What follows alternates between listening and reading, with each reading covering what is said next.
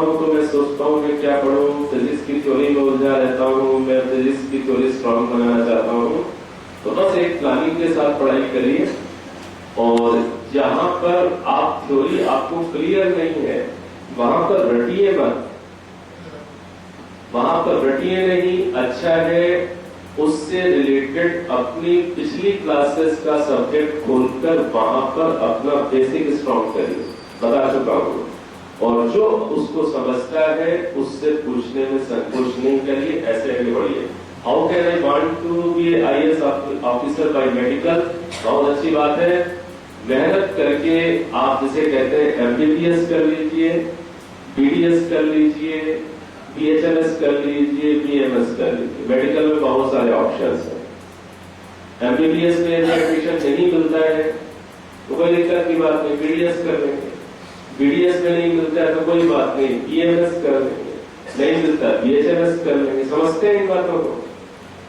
BDS dental और BMS Ayurvedic doctor और BHMS homeopathy doctor.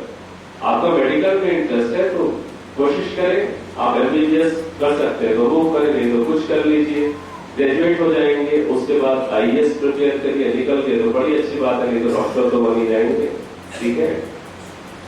To achieve some high which has more value, teachers qualification और self study. वाह क्या question है। Mean to check ourselves or teachers। Question समझ में आया? क्या क्वेश्चन है कि जीवन में आगे उठने के लिए क्या अधिक वैल्यू रखता है, टीचर्स की योग्यता, क्वालिफिकेशन या अपने सेल्फ स्टडी। दूसरी चीज, अपने आप को अधिक चेक करने में उस पर अधिक मेहनत करें कि टीचर्स को चेक करने पर अधिक मेहनत करें। तो कहां अधिक मेहनत करनी चाहिए? अपने ऊपर अधिक मेहनत करें। एक चीज को समझिए, जो अध्यापक हैं, जो हम लोग हैं, ये केवल सहायक है। ये क्या है? केवल सहायक है। हमारी गारंटी नहीं है कि मैं आपके हाथ पकड़कर क्वेश्चन पेपर्स लिखवाऊं और 99% आपके आ जाए। मैं ये गारंटी लेकर थोड़ी ना सिखाने बैठा हूं। हम तो केवल मार्गदर्शन करने वाले हैं, सहायता देने वाले हैं। हमारी रिस्पॉन्सिबिलिटी नहीं है कि आप पास होंगे कि फेल होंगे। हाँ, यदि मैं सिलेबस कवर नहीं कराता तो भाई मेरी रिस्पॉन्सिबिलिटी में मैं कमजोर माना जाऊंगा। सिलेबस को जितना मैं ठीक से समझा सकता हूँ उतना समझा करके मैं कंप्लीट करा दूंगा। आपको बीच में कोई चीज समझ में नहीं आती, आप डरते हैं, आप नहीं पूछते, this is your responsibility, this is not my responsibility. उसके बाद कहते हैं मुझे समझ में नहीं आया था तो पूछा क्यों नहीं? बात समझ में आ गई?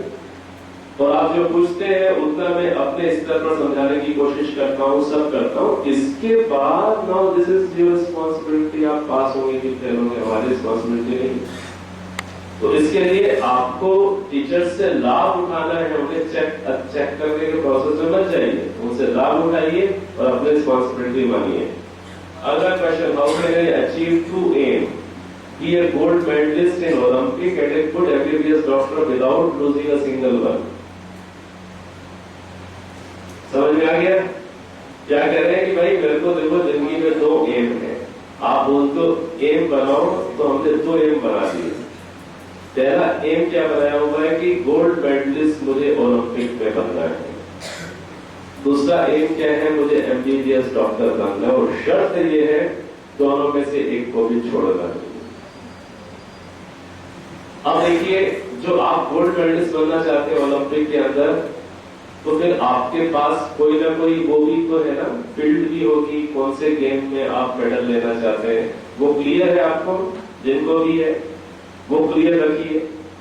दूसरी चीज, आप MBBS डॉक्टर, MBBS तो जरूर करिए, ग्रेजुएशन तो आपको करना चाहिए। उसके बाद आपको ऐसा लगता है कि यदि आप उस खेल के क्षेत्र में डिस्ट्रिक्ट लेवल, नेशनल लेवल पर आगे बढ़ रहे हैं और बढ़ जाएंगे, तब MBBS करने के बाद कुछ समय आप उधर अच्छे से लगा करके देख लीजिए। आप पहले मेडल लेने चले जाएं, बाद में MBBS करें, ये डायरेक्शन नहीं बनेगा। डायरेक्शन क्या बनेगा कि आप MBBS पहले करें और MBBS करते हुए उस खेल की तैयारी करते रहिए। हाँ, उसके बाद जिंदगी है पड़ी हुई, फिर आप उस खेल में आगे जा सकते हैं तो चले जाइए। लेकिन ये नहीं हो सकता है कि आप बोले पहले मैं भैया खेल लूं, पहले मैं गोल्ड मेडल ले लूं, बाद में डॉक्टर बन जाऊंगा। ये नहीं बनेगा। समझ में आ गई बात। इस तरीके से आप दोनों के लिए प्रयास कर सकते हैं। अगला question, how to cover more syllabus in less time, just concentrate your mind.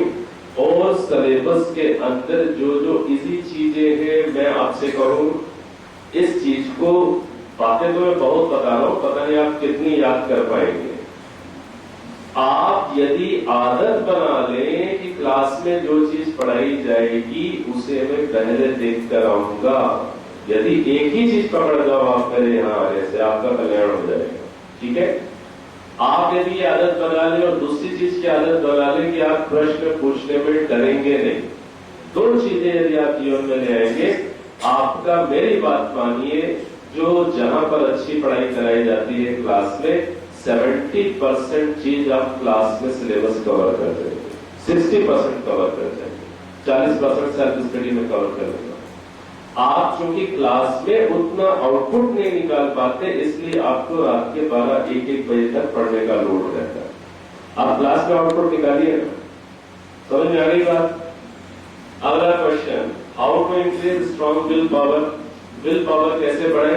Will power बढ़ाने के लिए सबसे पहली चीज है, जिस चीज को पाना चाहते हैं उस चीज को पाने से आपको सेटिस्फेक्शन मिलेगा, आपको सुख मिलेगा। इस चीज को अच्छे से डिसाइड कर लीजिए कि आप जिंदगी में वो पाना चाहते हैं, अच्छे से डिसाइड कर लीजिए। उसके बाद I can do, I can do, I can do, उसे दिन भर रिपीट करिए। मैं कर सकता हूं, मैं कर सकता हूं, मेरे अंदर ये सामर्थ्य भगवान ने दिया हुआ है, मैं कर सकता हूं। 4 बार गिरने के बाद 5वीं बार तक मेरे अंदर करने का पेशेंस है, मैं कर लूंगा, कर सकता हूं। इस चीज को दिमाग में बैठाइए।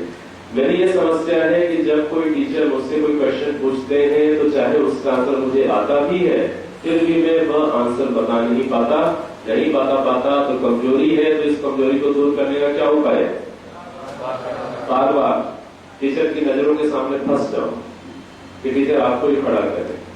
और होता क्या है, हम टीचर की नजरों से बचते हैं कि टीचर मुझे ना खड़ा करे। खड़ा करने दो ना 20 बार, आपका डर निकल जाएगा। और आपको आंसर आता है तो धीरे धीरे बताने लग जाएंगे, नहीं आता है तो तैयारी कर लेना। मैं अपना एम तय नहीं कर पा रहा, कभी मेरा एम एयरफोर्स कैप्टन बनने का है, कभी इंजीनियर बनने का है, आप मेरी हेल्प करिए। इंजीनियर बनने का है, एयरफोर्स कैप्टन बनने का है। इन दोनों के बारे में पहले अपने नॉलेज को बढ़ाइए। इंजीनियरिंग लाइन में जाकर आप देश के लिए क्या कर पाएंगे, आप कितनी सैलरी कमा पाएंगे। और इंजीनियरिंग लाइन में यदि आप जाते हैं तो आंख बंद करके देखिए आपको कितना सेटिस्फेक्शन मिलेगा। इसके बाद एयरफोर्स के कैप्टन बनते हैं तो आप क्या सैलरी पैकेज ले पाएंगे, आप देश की क्या सेवा कर पाएंगे। और आंख बंद करके देखिए आपको किसमें अधिक सुख सेटिस्फेक्शन मिलता है, आपको पता चल जाएगा। ये पता चलेगा नहीं पता चलेगा किसमें मेरे को अधिक अट्रैक्ट हुआ, मैं किसमें मुझे अधिक सुख हुआ। चुपचाप उसको पहला ऑप्शन बनाइए, दूसरे को दूसरा। पहला मिल गया तो ठीक, नहीं तो दूसरा करना। अगला क्वेश्चन, आज तक सुनते आए हैं कि अपने अंदर के हुनर को पहचानो और अपना लक्ष्य तय करो, परंतु आज तक अपने हुनर को पहचानने का तरीका नहीं प्राप्त हुआ। अब प्राप्त हुआ है, इतनी देर से जो सुना रहा हूं, क्या प्राप्त हुआ। जितने भी ऑप्शंस गुरुकुल में है, डिबेट है तो मंच है तो प्लेज है, पेंटिंग है, कॉम्पिटिशंस है, आप झिझके डरे उनमें भाग नहीं लेते। सब में अपना नाम लिखा दो, सबसे अपना नाम लिखा दो। मलखंब होता है तो फुटबॉल है तो कराटे है, वो सब में मेरा नाम लिख दो, ठीक है। और सब में जाकर के ट्राई करो, आपको खुद पता चल जाएगा आपके अंदर किस चीज में बेटर सामर्थ्य है। ये पहचान में आते ही आपका उसमें इंटरेस्ट क्रिएट हो जाएगा। ये चीज सामर्थ्य पहचान में आते ही कि नेचर ने आपको कौन सा गिफ्ट दिया है। आप वॉलीबॉल में आपकी टांगें अच्छी काम करती हैं, अगर क्रिकेट में आपका दिमाग और निशाना अच्छा काम करता है, आपको समझ में आ जाएगी। उसमें भाग लेने के बाद 2, 4, 5, 10, 20 दिन भाग लो, उसमें अपने आप समझ में आ जाएगा मैं किसमें अधिक सक्सेस होऊंगा। जिसमें अधिक सक्सेस होगा ये गणित समझ में आ गया, उसमें इंटरेस्ट क्रिएट हो जाएगा। बात समझ में आ गई। ठीक है। इसी प्रकार से अपने जो भी दूसरे हैं प्रोफेशनल जो भी ऑप्शंस हैं उन पर भी आप कर सकते हैं। अगला क्वेश्चन मैं पढ़ना चाहता हूँ लेकिन पढ़ नहीं पाता हूँ, पता नहीं पढ़ाई में मन क्यों नहीं लगता मुझे। मेरे दोस्त पढ़ने के लिए कहते हैं, वाह बहुत अच्छे दोस्त हैं, ऐसे ही दोस्त होने चाहिए, लेकिन मैं चाहकर भी उनकी बातों पर ध्यान नहीं दे पाता। तो भाई सोचिए, ये जो इतने अच्छे दोस्त मिले हैं जो आज मुझे पढ़ने के लिए प्रेरित कर रहे हैं, इतने अच्छे दोस्तों को मैं खोऊं नहीं। कोई व्यक्ति बार बार आपको अच्छी बात बता रहा और आप फॉलो नहीं करते हैं तो वो एक सीमा के बाद आपसे दूर हट सकता है। दूसरी चीज, ऐसे अच्छे दोस्तों का साथ बना रहे तो मुझे भी इनके लेवल पर साथ साथ चलना चाहिए ना। एक इंजीनियर बन जाए और फिर पता चला वो सड़क पर पंचर लगाने वाला बन जाओ, तो दोस्ती कब तक चलने वाली है? समझ में आ गई बात? तो अपने आप को उस लेवल पर मेंटेन करने की मेहनत करिए। How to throw out clear from our heart. डर को कैसे भगाएं, कैसे भगाएं? उसमें जानबूझकर अपने आप को डाल डालते। ये प्रैक्टिकल मेथड बता रहा हूं, उपदेश नहीं दे रहा। इस प्रैक्टिकल मेथड को करके देखना। पानी में तैरने में डर लगता है, बार बार कूद जाओ, डर निकल जाएगा, डूब मत जाना। ठीक है, मेरा बिल्कुल में मन नहीं लग रहा है और पढ़ाई में मन कैसे लगाऊं, रात को जल्दी नींद आ जाती, यही तो सिखा रहा हूं, जल्दी सो जाएगा। ठीक है, जल्दी सो जाया करो और जल्दी उठ जाया करो। और बिल्कुल में मन नहीं लग रहा है तो कोई बात नहीं, चिंता करने की बात नहीं, हाय हाय मत करो। क्या करो, जब आपका मन नहीं लग रहा तो थोड़ा सा एंटरटेनमेंट कर लो, थोड़ा सा गेम में थोड़ी सी रुचि डेवलप कर लो। केवल दिमाग में पढ़ाई का लोड मत रखो। और मन न लगने का एक कारण ये भी होता है कि आपकी अपने टीचर्स के साथ दोस्ती नहीं हुई होती। टीचर से फ्रेंडशिप करो, दोस्ती बनाओ, मित्रता बनाओ। कैसी बनाओ? सम्मान देते हुए। ऐसे मित्रता, ऐसे रिलेशंस बना लो, आपका गुरुकुल में मन लगने लग जाएगा। और थोड़ा सा आपका एंटरटेनमेंट कर लो, अधिक लोड मत दीजिए। जब मन लगने लग जाएगा फिर पढ़ाई भी हो जाएगी। और जल्दी सोते हैं तो बहुत अच्छी बात है, सो जाए करिए। अगला प्रश्न, सर सितंबर एग्जाम्स की अच्छा अभी इन्होंने हिंदी लिखी हुई है इंग्लिश में, मैं इंग्लिश के हिसाब से पढ़ रहा हूँ। इंग्लिश में लिखा हुआ है लेकिन हिंदी है। ठीक है भाई, आपको ये काम क्यों करना पड़ेगा? सितंबर एग्जाम के बाद हमारा शेड्यूल काफी बिजी हो जाएगा। हम खेलने को टाइम भी नहीं, हमें खेलने के लिए भी टाइम नहीं मिल पाएगा सितंबर एग्जाम के बाद। सो डू यू थिंक कि हम एग्जाम पास आने पर भी हमें डू यू थिंक दैट हमें एग्जाम पास आने पर भी खेलना चाहिए? भाई मैं जिस टाइप का आदमी हूँ भाई, मैं तो एग्जाम जाने से पहले भी खेल लो। समझो इस बात को।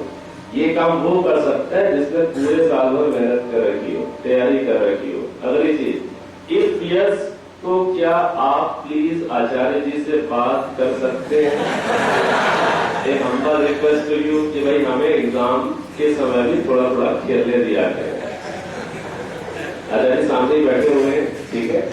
तो इसमें क्या है, ये रिक्वेस्ट उन स्टूडेंट्स की बिल्कुल स्वीकार की जाएगी, मेरे विचार से ऐसा ही आचार्य जी सहमत होंगे, जो स्टूडेंट्स आचार्य जी को ऐसा लगेगा कि इन्होंने मेहनत करके सिलेबस वगैरह ढंग से कवर कर लिया और हमें उन पर कॉन्फिडेंस है, तो हम खेलने देंगे। और जो लगे कि अभी पढ़ेगा नहीं तो मरेगा, उसको तो पढ़ाना पड़ेगा ना उस समय। तो ये आपके ऊपर है, आचार्य जी के ऊपर भी नहीं आ रही बात। ये आपके ऊपर है कि आप हमें ये विश्वास दिला दें कि आप इतने प्रिपेयर हैं और एग्जाम से 1 घंटा पहले आप खेलना चाहते हैं तो भी मेरे जैसा तो खेल लेते, लेकिन मुझे आप ये विश्वास दिला दें। बस समझ में आ रही? अब ये विश्वास दिलाना ना दिलाना किसके ऊपर नहीं बात, आपके ऊपर कि मेरे ऊपर? तो आपके ऊपर रिस्पॉन्सिबिलिटी आपकी है। साल भर मेहनत करो और साल भर खेलो, कौन मना करता है? साल भर मेहनत नहीं करेंगे, आखिरी 3 महीने मेहनत करेंगे और बोलेंगे चले भी, तो भाई कैसे नहीं आप पार होगी? अगला क्वेश्चन, कॉन्स्टिपेशन का इलाज, अमरदास का काढ़ा। ठीक है, यही है ना यहाँ पर। अगला, आप इतनी गर्मी में शाल कैसे पहन रहे हैं? देखो भाई, ये शाल नहीं है, ये शाल नहीं है, आपको दूर से शाल बन सकती है। ये जो है बहुत पतला कॉटन है, ये उतना गर्म नहीं है। और हर की एक ड्रेस होती है ना, तो भाई ड्रेस है, आपने इतनी गर्मी में कुर्ते क्यों पहन रखे? आपने क्यों आधी माँ वाला नहीं पहन रखा? ये तो मैंने आधी माँ पहन रखा है ना। क्वेश्चन हो सकता है, आप क्या कहेंगे? ये हमारी ड्रेस है, यही बात कहोगे, तो ये भाई हमारी ड्रेस है। नई जगह जाते हैं तो ये पहले ड्रेस शो करनी पड़ती है, जिससे आप हमें उस ड्रेस वाला समझ सकें। जो जान पहचान पुरानी हो जाएगी तो इसको उतार सकते हैं। ठीक है, अगला क्वेश्चन।